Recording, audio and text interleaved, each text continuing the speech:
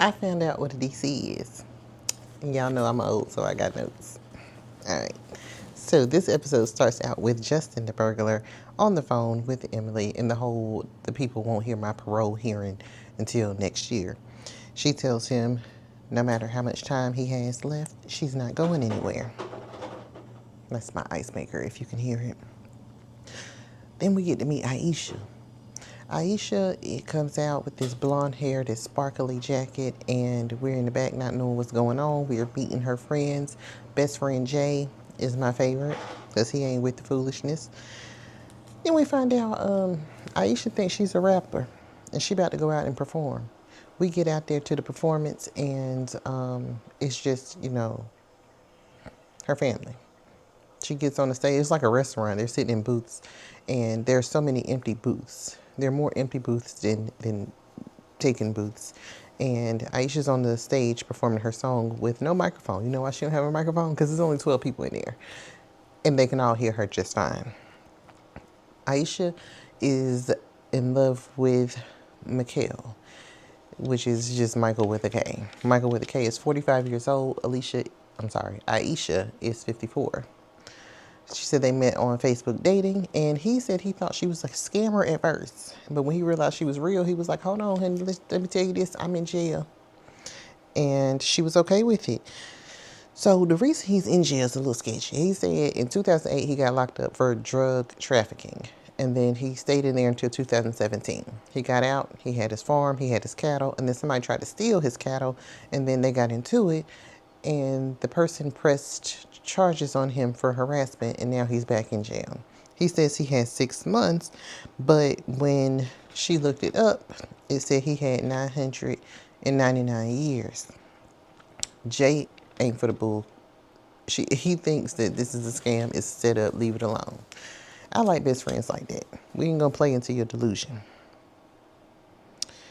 Then we get over here to Monique and Titus. So Monique, it starts out with her waiting on her sisters to arrive because they are supposed to be going, they want to talk to Titus. She said she don't have no furniture because in the beginning of the relationship, her and Titus weren't really vibing and she wasn't sure she was staying. Monique, it's still the beginning.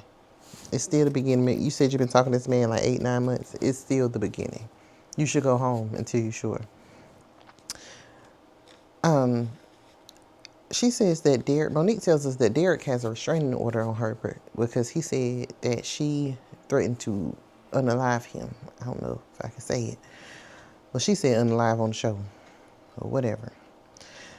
I'm gonna have to look into that because I don't know. She probably said it, but he know. Like, I think that's just Derek being messy.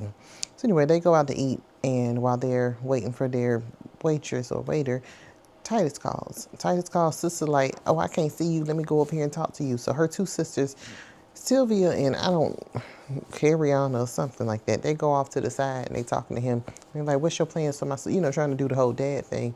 And he's like, my plan right now is just to love on him. So they're like, no, what's your plan for when you get out? Then he go all off with his responsibilities. I got a child I got to take care of. I got my mama I got a dog on the side. I got an umbrella I got to take care of.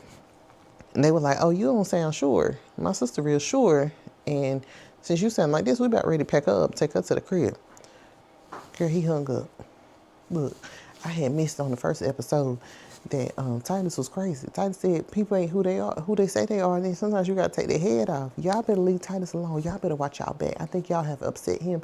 And y'all need to call up there to that prison and apologize. Okay, but keep my name out of it. Call up there and apologize. Stop playing with that man. Oh, but before he had called, she said Monique had told her sisters that Jamal had invited them out. And they were like, who is Jamal? She said, oh, that's Titus' cousin. Do Titus know about this? Huh? Let me, zoom me. Why ain't? Okay, do Titus know about this? Because I'm scared for y'all and Jamal. Whew, Lord, my nerves. Okay, we get over here to Gigi. Gigi sitting outside waiting to meet Desmond's or Moo Moo's mama. They on two different sides of the park. the mama on the phone with Moo, and he's telling her that he in love with both Goddess and his baby mama, Bonita. Now, Bonita, after he say that, it switched to Bonita, and Bonita over here selling juice. Bonita over here selling juice in the crash. She sell waffle private parts, and she got this little homemade sign. And then she got this track slipping out. It was just a lot going on with Bonita and her juice. The juicing company is called Poussant Juices. Like the kid made the sign. The juices look good though. Don't get me wrong. The juices look good. We just got to elevate our marketing so we can bring in more customers. He tells his mama to tell Goddess that he's coming home to her, and to tell Bonita that his release date got pushed back so she won't be looking for him. And the mama agrees. See, this is what I'm talking about. These mamas. It's too much. But Bonita lets us know that she's been with him since 2018. They've been engaged for 5 years. A 5-year engagement is a long time. Moving on to Emily. So Emily, we see her, it starts with her doing her truck driver cat call, is what they called it. And after she's done, she turned around to the girls. So they in this real homely, like grandmotherish kitchen. There is a tablecloth with like cherries on it, and it's got a basket in the middle of the table with like bananas and stuff. Like real just grandma-ish. Nothing wrong with it. So she asked the girls, like, any of y'all in relationships? One girl said she was married and her husband was a hooker too. And, you know, to each his own, but who is he servicing? Who buying it? Is it men? That's, okay. Don't matter. It is what it is. I have nothing against the gay community, but I'm not attracted to men who are attracted to me, if that makes sense.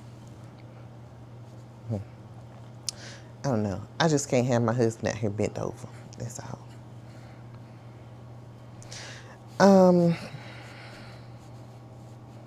So I learned that, you know, you can look any kind of way and be a hooker.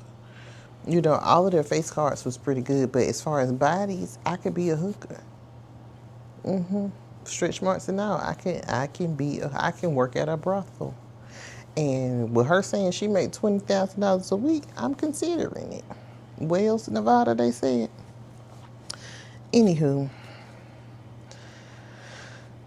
She goes into her room and she's looking at these pictures or whatever, and old boy calls, Justin the burglar calls, and she's telling him, you know, I'm looking at these pictures that I sent you. So he's on the phone like, I think we should, he kind of proposes because he's like, I think we should get married. We should get married on August something. And she was like, that's next month. He was like, yeah.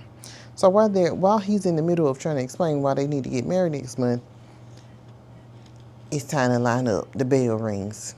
So she lets us know this is a lineup house. So you have to line up when the bell rings and they choose who they want. She's like, I gotta go, or whatever. And of course, he get an attitude, but she gotta go. Some little girl came out her room, was like, look, when that bell rings, you gotta move as fast as you can. So she gets to moving. She has 3 minutes to line up. We get back over here to Aisha. Aisha say she on the phone with her daughter talking about, Mikhail said she could come see him and visit his land. And the daughter's like, okay, that's cool. And she was like, I wish somebody could have FaceTimed him while you were performing. She was like, yeah, he would have came, but he could. So I'm like, what you lying for? Turns out the daughter is a CO, and she does not know that her mom is dating an inmate. That's so embarrassing. People that she worked with is going to see this. Oh, sorry. People that she worked with is going to see this. I'm all over the microphone. Anyway, Moo Moo Mama go over there being fake with Gigi. She said he wants her to rent a U-Haul and go get his belongings. And God is just like, okay, well, where are we going to get it from? She says, the baby mama house. I don't like that. I don't like that at all. So they switch over to Bonita, and Bonita's on the phone with him. He is actively like dating both of these women, and I don't like that. But yeah, she's on the phone with him while she's fixing these juices and stuff. And, you know, she got this little track hanging all out her head. It's just a different kind of, I don't know. It's like they're the same girl on different levels.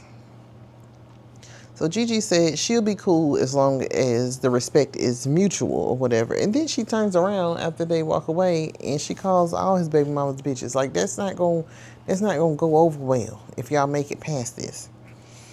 So Emily gets her first job. Girl, they had the man on the thing. They put him on the camera. He said he going through a divorce. I'm like, dang, this is crazy. So he wants the BDSM, I think I said that right. The BDSM experience. And she quoted him $2,500 for 1 hour. Yes, I'm going. 1 hour. She said she has to split the money with the house, so she's only going to get $1,250 of it. And that's when I found out what the DC was, because she had took him in and she said, let me do a quick check or whatever. So she looked for some lumps and bumps. And do y'all think that's how you find STDs? You're looking for lumps and bumps? Or, because that's not, yeah, that ain't how that work. I need y'all to swab somebody or something. That's not effective. I don't know. It's pros and cons to it. I'm weighing my options at this point. So she tells the man, let me go get my stuff. I'll be back. So while she's going to get her stuff, Justin calls. She's already got 2 missed calls. And as she told you she had to line up, why you keep calling? So she answers the phone. She's like, hey, you know, I got to go. I'm just coming to get my things or whatever. And of course he gets mad and he hangs up. So old boy is in the room ready. He done stripped down his drawers. He waiting on the thing. They go to Justin. Sex is supposed to be between 2 people who love each other and da-da-da-da. But then he says he's obligated to not hold it against her because he knew what it was when he was getting into it. And again, you can't help her. You can hold it against her, hold it on her, hold it however you want to hold it. You can't do nothing about it. You can't do anything to help that lady. Y'all see my little do. Anyway. So, her sisters, Monique's sisters, are telling her about the call. And Monique's delusional ass, she ain't trying to hear it. She's just like, no, because I know y'all was over there being with that aggressive energy, being aggressive towards him and blah, blah. Monique, what? If he can't handle a couple of questions, like, maybe he not the man for you. She's so male-centered. No, y'all did this in my last relationship. Nothing, and nobody made Derek treat you the way he did. Nothing and nobody. Not your sisters, not you. Derek was who he was, all 140 pounds, so he was never enough man for you. Then her big ass walked around in there and fainted. Or fell out or tripped or something. We'll find out on the next episode. That's how it ended. Monique sitting on the floor and everybody crowding around her like they can help her up. I'll see y'all next time. Bye.